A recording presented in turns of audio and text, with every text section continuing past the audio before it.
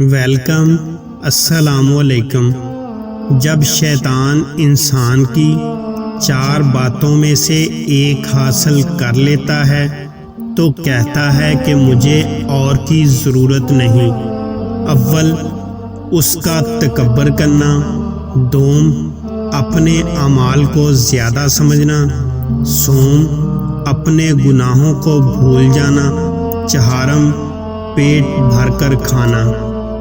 کہ یہ سب کی جڑ ہے، کیونکہ باقی تینوں باتیں اس سے پیدا ہوتی ہیں۔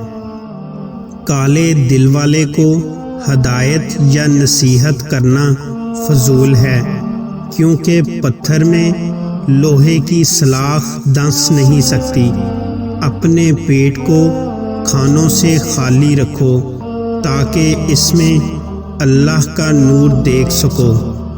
لوگ اپنے اخلاق پر قائم رہتے ہیں اور اچھا سلوک کرتے ہیں جب تک ان کی خواہش کے خلاف کوئی حرکت نہ کی جائے، اور اگر ایسا کیا جائے تو خوش خو بدخو ہو جاتے ہیں اور محسن شریر بن جاتے ہیں۔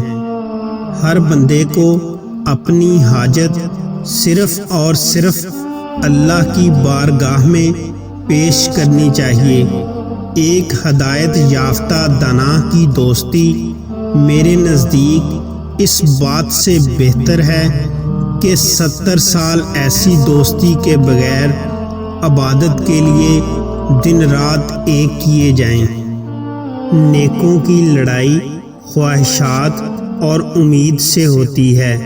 تباہیوں اور گناہوں کی آگ سے جو خود کو بچانا چاہتے ہیں، انہیں اپنی تمام آرزوئیں اور خواہشات چھوڑ دینا چاہیے۔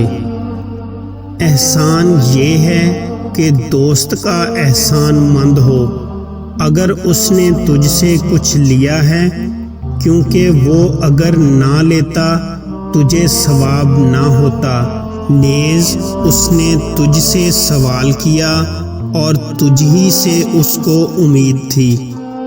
دنیا کی محبت سب گناہوں کی سردار ہے، کیونکہ ایک یہی چیز تجھے گونگا، اندھا، بہرا اور لنگڑا کر دے گی۔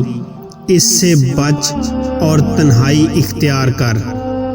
جس حالت میں ہے کہ دنیا مٹی کی ہے اور فانی ہے، اور آخرت سونے کی ہے اور باقی ہے، تو رغبت آخرت کے ساتھ ہونی چاہیے، دنیا کے ساتھ ہرگز نہیں ہونی چاہیے۔